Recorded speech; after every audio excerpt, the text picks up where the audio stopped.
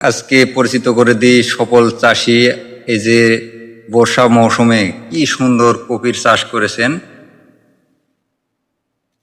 সেইগুলোই দেখাচ্ছি।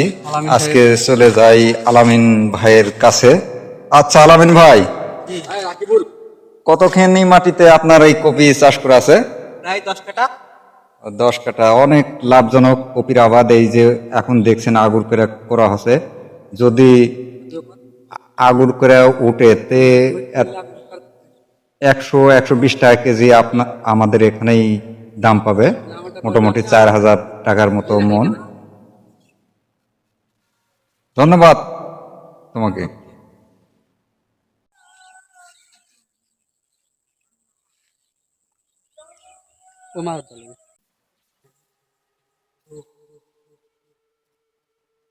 কপি খুবই সুন্দর কপি হয়েছে। আর কপির পরিচর্যা করতে হলে কি কি বীজ দেওয়া লাগে সেগুলোই আপনাদের দেখাবো আস্তে আস্তে।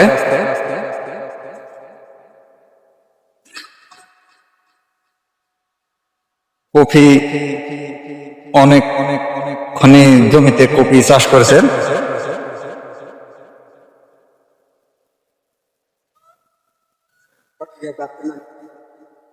কপি দেখতে পাচ্ছেন অনেক জমিতে কপি চাষ করা হয়েছে। তো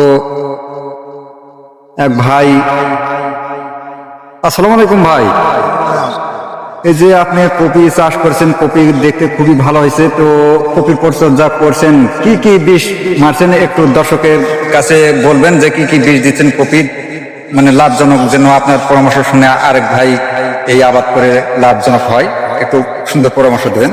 বীজটা দিচ্ছি বর্তমান এডিমেল গোল্ড আর রিভার, এই দুটাতে দিলে পছন্দটা ধরবে না তার জন্য এটাই ভালো উপকারী বোঝা যাচ্ছে, সেটাই আমি দিচ্ছি।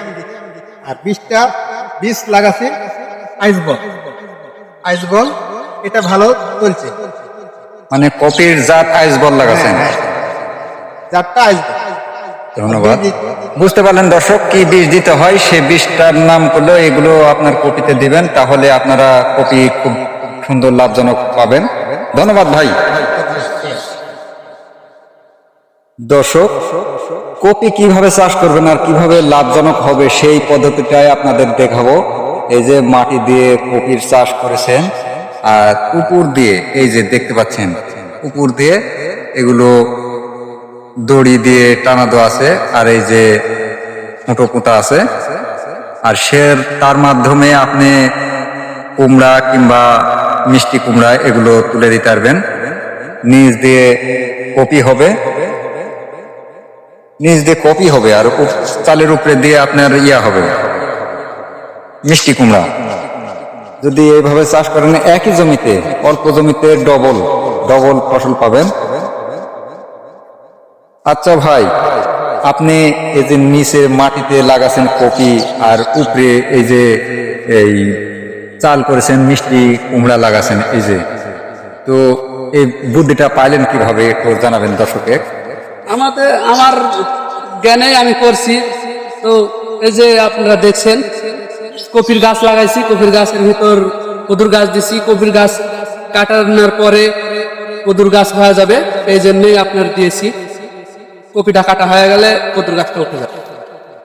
এই যে দেখতে পাচ্ছেন খুবই একটা সুন্দর পরামর্শ দিলেন আমাদের মাসুম ভাই, কারণ এক জমিতেই দুইটা আবাদ, কারণ নিচে এই যে কপি আর এই যে দেখতে পাচ্ছেন মিষ্টি কুমড়া লাগাইছে, এটা ফুলকপি। এই ফুল 1 সপ্তাহের ভিতরেই আসবে। তো এই কপি তোলার পরেই দেখা যাচ্ছে যে এই যে দেখতে পাচ্ছেন কুমড়া, এই কুমড়া চালের উপরে তুলে দিলে এক জমিতে 2টা ফসল সে তুলতে পারবে। সবাইকে ধন্যবাদ আজকের মতো।